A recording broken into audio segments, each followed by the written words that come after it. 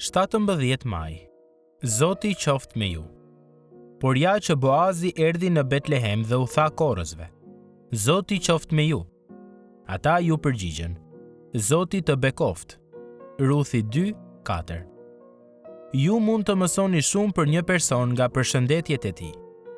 Kur Boazi hyri në arën e tij dhe në librin e Ruthit dhe i përshëndeti punëtorët e vet, thellësia e karakterit të tij dhe marrëdhënies së tij me Perëndin u dukën qartë. Boazi jetoi me vetdijen për praninë e Perëndis dhe kjo u shfaq në rutinën e tij të përditshme. E njëjta gjë ishte e vërtet për shumë shenjtorë në të gjithë beslidhjen e vjetër.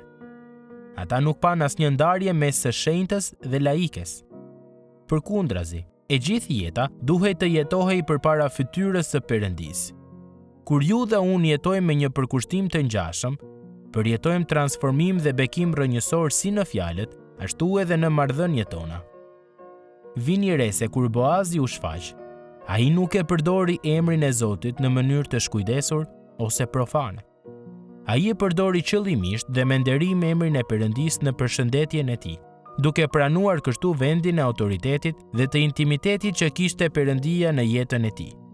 Një nderim i tillë e frenon sipërfaqësinë në të folurin ton dhe na inkurajon të kërkojmë bekimin e Perëndis në çdo rrethan. Kur shtrihemi, kur ngrihemi, kur ecim rrugës ose kur bisedojmë me të tjerët. Ligji i Përtërir 6:7. Me hyrjen e tij në fushë, Boazi përcaktoi atmosferën për punëtorët e tij, duke i bekuar ata.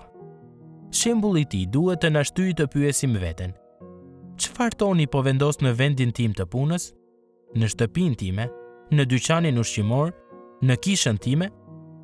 Nëse jeta jote karakterizohet nga bekimi dhe pëlqimi i Zotit, pavarësisht nëse je shef apo praktikant, pavarësisht nëse puna jote përfshin llogaritë financiare apo ndërrimin e pelenave të panumërta, ti mund t'i kthesh bekimet me bekim, duke i drejtuar njerëzit sërish tek ai në gjithçka që bën dhe thua.